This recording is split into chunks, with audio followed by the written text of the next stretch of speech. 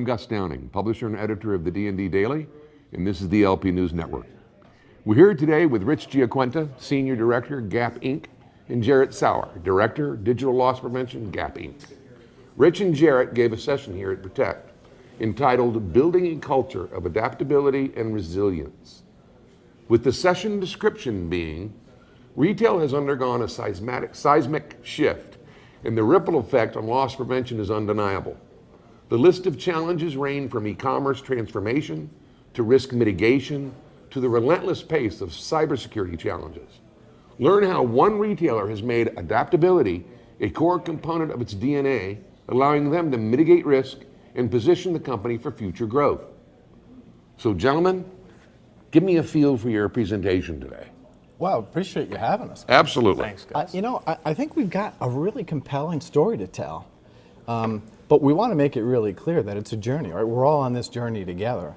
And, with this rapid pace of change, whether it's driven by e-commerce, which has forced us to probably remove positions, reduce positions, reallocate positions, right? So you've got to figure out where your relevancy is. And I think the other piece is this convergence, which is a new term that I just learned. I learned this at the Security 500 conference a few weeks ago. But we're living this, and I didn't realize it was a term, convergence between the cyber side and the physical side. Right. We call it cyber physical. And we have a leader in Keith White who's allowed Jerett and I to sort of open up these new avenues of potential relevancy, and we're living it right now. So we think we're further on that journey, but especially that cyber physical. So this guy, James Turgill, he's with Deloitte and Touche, LLC. He talked about we've gone from gates, guards, and guns to gigabytes, geeks, and governance. And we're there right now. And we think that there's this convergence of the two that if done right, and you tell this compelling cybersecurity story from the physical side, those resources can boomerang back.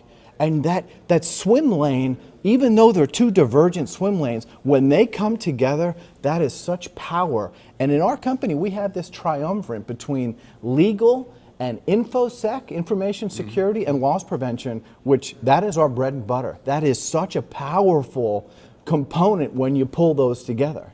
And we've even gone down other paths. I mean, Jerett's our e-commerce expert. He's dabbling in total loss right now.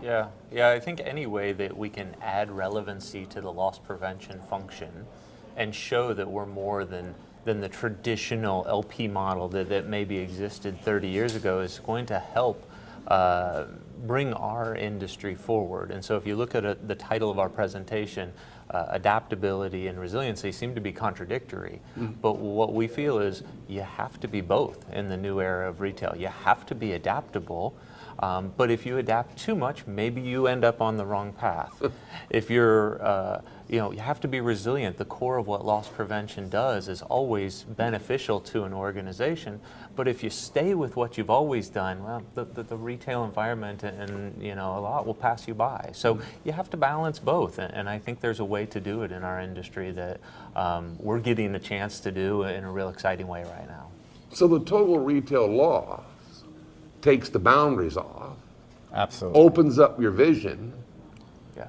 And your theory is that the next juxtaposition discipline is cybersecurity. No, I think it even leapfrogs that. I think you're starting to get into enterprise risk management. You're taking a look at everything. The whole industry's moved there. Yeah, and if you're not even thinking about this, and you're just in the traditional blocking and tackling of loss prevention, you're already irrelevant, in my opinion, right? And I think that's the compelling message that Jerett and I wanted to throw out here. And I don't know how it's going to be received at the conference. I mean, I haven't gotten any feedback yet, but I do want to have that conversation because I'm a big believer, go to the deep end of the pool, have the tough conversations. Because I've been to other conferences and you can see the money pouring into that side of the industry, and I just see the two coming together, but I believe it will leapfrog over one person's opinion into this holistic view of risk, because you can open that aperture as wide as you want. It depends how deep you want to go, and you've got to be humble, you got to be willing to reinvent yourself and learn every single day. But when you say enterprise risk management, oftentimes the natural thought is insurance, risk factors. I mean, they also segregate that as well. So, and you're saying the three combined, so to speak? I'm saying that we're on that journey, and I can see it on the horizon. We have to define that because you also don't want to bite off, to Jared's point, more than you can chew. So it'll be there inevitably. I think so. Yeah, me I too. think so. Me too. Yeah, I think, if you're the CFO of an organization looking at how these different elements of your organization are adding value, the more value each one can add, the better. And if you can combine synergies within organizations like enterprise risk, like InfoSec, like loss prevention, that's a powerful organization that I would invest in. I would absolutely invest in that organization. There might be segments that are the traditional InfoSec line or the traditional insurance enterprise risk management or even traditional LP. But having that type of depth of knowledge in your organization, that's a competitive advantage. I'll give you one more example because another lane that we're down very deeply is business continuity planning. Right. And in that, we're always asked, what's the biggest risk to the company? So there's already a piece within the job that I have to know. What is the biggest risk? Because it is a global footprint that we're looking at, and I've got to understand that risk. And on top of it, it can't be my opinion. I have to have factual information that says, this is the risk, and here's how I can back that up, and here's what we're doing to mitigate that risk. And to me, that's the lane. How do you mitigate the risk that's out there? What's your plan in place for that? And the learning is just, I think there's a steep learning curve, but if you're willing to go down that path, I think that the ceiling is sky high. Well, interestingly enough, in October, the American Society of Industrial Security, the largest association for security professionals worldwide, reestablished their mission and their purpose, and that is enterprise risk management. They relabeled completely for that purpose, basically in the same school of thought as yourself.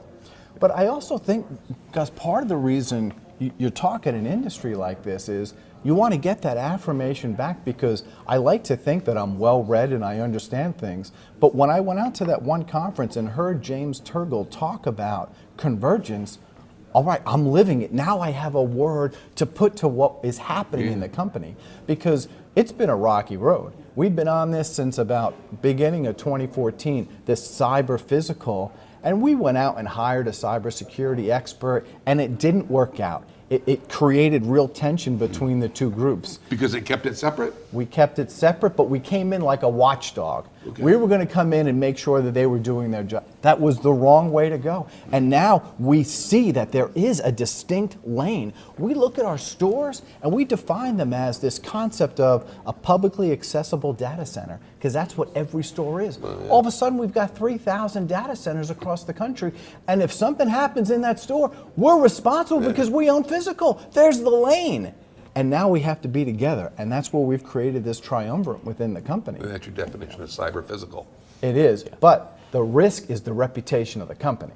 And that's what the board and that's what executives want to understand, because that's what keeps them up at night. Right. It's the reputational risk. That's why I believe this tack towards enterprise risk management seems to be the end game. But again, we're on this journey, and there's probably other companies further down than us. But I think we're in an interesting spot right now. Yeah. At least enough to come and talk about it. And I think that's the value of a conference like that. We all know LP's a family where we help each other, maybe more than other areas of the business. And in something like this, where you're setting the path for your journey, kind of while you're living it, you need to be able to share ideas across platforms. You need to be able to have people say, yeah, I don't know if that makes sense for my organization. Because we're having to adjust to real-time threats, new threats that didn't exist as recently as 2 or 3 years ago. So having the ability to collaborate with industry experts, having the ability to say, hey, I liked what you said, but maybe I don't understand this. That's that journey that Rich is referencing. Is we definitely don't think our model is perfect. I guarantee next year we'll break our model and we'll rebuild it in a different way. But participating in a conference like this, getting to share what we're doing, will hopefully stoke some of the fire of innovation in the industry to say, hey, have you thought about this? Or we've seen this. And that's invaluable, I think. And that's why I love working with this guy, because we are always taking what we have and trying to break it and build it again. Right. We don't ever want to be irrelevant, right? It's all about relevancy. And if that means we have to adjust our org structure or adjust the tack, or we have to realize the tack that we took in cyber physical in the beginning was wrong, so be it. Let's do it again. And I think that we are given that latitude by our leader, Right. and that empowers us to move forward, and we're happy about it. You have one of the best in the industry. We like to think Amen. so. Yes, Sure. absolutely. So with cyber security or cyber physical, how far down that path cyber do you go with cybersecurity? I mean, you're managing it, you're directing it, so to speak? Well, the way that we break it up is there are actually two firewalls in the company. Okay. There's a digital firewall that gets a lot of investment in the company, right? But there's a physical firewall. And we have 130,000 employees. That's our physical firewall. That's our lane. Because loss prevention, unlike any department in any company, we're connected at headquarters, we've got boots in the ground, and we're connected to stores more than the information security team ever will be. We have lanes, we have relationships, we have power, we have credibility. We own every one of those 3,000 data centers, right? Versus on the digital side, the digital footprint is actually quite small, although it's important, but it's two separate. But those two have to come together. And luckily, our CISO, Chief Information Security Officer, is absolutely in line with us. And that is a relationship that we cherish and nurture every single day. I'm sure. Absolutely. I'm sure. Does that make sense? Is, Absolutely. is that a compelling story? Absolutely, it makes sense. So how far are you on the pursuit? I mean, are you where you want to be? Oh, yes. Or is it a journey that obviously continues to evolve? I mean, and how do you convince other retailers about your journey, about your definitions and such? And that's what you're doing here, for Lord's sake. I think that, at least I'll speak for myself. Sure. We just want to open the door to the conversation because it's not our responsibility to convince anybody. I think we're in a real sweet spot right now. And the sweet spot is when we conduct tabletop exercises, right, for a breach incident, right, or some sort of access in, right, we're usually starting off the conversation because it's going to be a sniffing device on a network rack in a store. And we're going to be the ones who find it because we've trained the managers to look for those sniffing devices. I mean, that's how far down the path we are. I think that's a pretty good place. And I haven't heard others who are doing that, so I'd like to think we're in a really good spot right now, but we're that advanced right now by speaking to managers about sniffing devices in stores. Right? And how do you lock up that network rack? And how do you have a risk portfolio that's spoken in InfoSec terminology? We have a traffic light protocol for every store in the brand. We have a risk profile for every one of those stores. Yeah. Yeah, and I think to add, because I agree with everything you said, obviously, but retail kind of begins and ends with the customer. And right now, the customer's trust in the way they interact with your business is changing and evolving very rapidly. And so, from a connection point, whether you're starting your career in loss prevention or you're at the head of an organizational level, there's relevancy in understanding where these risks are, both financially, profitability, but more than anything, that customer trust. If you lose that customer's trust, you have a long way to go to gain it back, and some companies will never gain it back. So for us, that's a compelling value that we're going to add to the organization. And obviously, we got to keep evolving. We got to keep iterating. We have to be agile in where the risk may come. Where does profit loss come from? Is shortage coming from omni-channel means? Is cyber the new way that we can add value by engaging all of these field resources that we have as a company? It is it's an evolutionary model where you'll iterate on top of itself, but it's also something that we feel is very important to the future of both LP and for us at Gap Inc. And this moves all the way down to the regional LP manager, the district LP manager, and so on. I mean, they're also in line with you and like talking to the store manager about the device on the rack or whatever. I believe so, but that is the day-and-day challenge on the physical firewall side, because your weakest link is an employee clicking on a phishing email, right? So I mean, that is an uphill battle every single day. But we think it's an interesting story. I mean, who doesn't want to learn about cybersecurity and about breaches and sniffing devices? It's interesting, it's fascinating. So we think we have the attention. We just have to make sure that we're pumping that information to them on a regular basis, all the way down to that hourly level in our stores, because they're going to be the future of loss prevention, and they've got to understand this. It's not just the gates, the guards, and the guns, right? Right. And And you're leading the way. Yeah, We're trying. It's a balance equation, because we know that a lot of folks they're getting a lot thrown at them right now. So we have to balance how much we're expecting of them, how much we're giving to them as challenges, and how much maybe we do take on and say, okay, this is important work, but it's not as important as some of the core that what we've always done. But I just want to define, I said the sweet spot, like where are we on our journey on this cyber physical, but Jerett defined the sweet spot, and that is information security and loss prevention, the cyber physical. We are absolutely aligned on the North Star, and that is we have to protect customer trust. And whatever we do, that is a joint and compelling vision to go after. So we have a responsibility, because that CISO, if there's any type of a compromise at a store, that's on the physical side, and he's right. And it took me several years to understand, because at first it felt as if they're just tossing the ball on our side of the fence. But he's right, it is our responsibility, because his domain is that digital firewall. Our domain's the physical firewall. And the second we came up with that terminology, it crystallized for us. Yeah. And he was helping to lead the charge in the convergence, so to speak. He really was. Yeah. He really, in a very nuanced way, because he led us there. He didn't direct us there. And I think that says a lot about the relationship that we have. It's very strong. Well, I'm seeing some pushback from an industry perspective, from a standpoint of being a little overly territorial, or from a standpoint of being a little, closed to learning new stuff, or intimidated by the subject matter. Well, you've been knocking on this door for a while now, haven't you? Yeah, a little bit. A little bit. Because I think it's inevitable. I mean, It is. Because of the tools available to a human, and the efficiencies of using that tool is going to result in an executive that knows all aspects of it.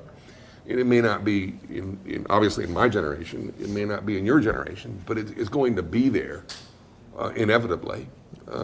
Absolutely. It's a natural evolutionary flow. Inevitably, you will have a board member on your board who understands this better than anybody. Yeah. And they're going to be asking those questions. Yeah. Where's the expertise in this company? And from a risk standpoint, and they're going to be looking within that company, and you hope it's on your side of the fence to a certain extent. Absolutely. Gentlemen, thanks for being here today. I appreciate it. Thank you, Thanks, Gus. Thanks for taking the time. Great. Well, that's it for this episode, ladies and gentlemen. We'd like to thank you for watching. And until next time, let's keep them all safe out there.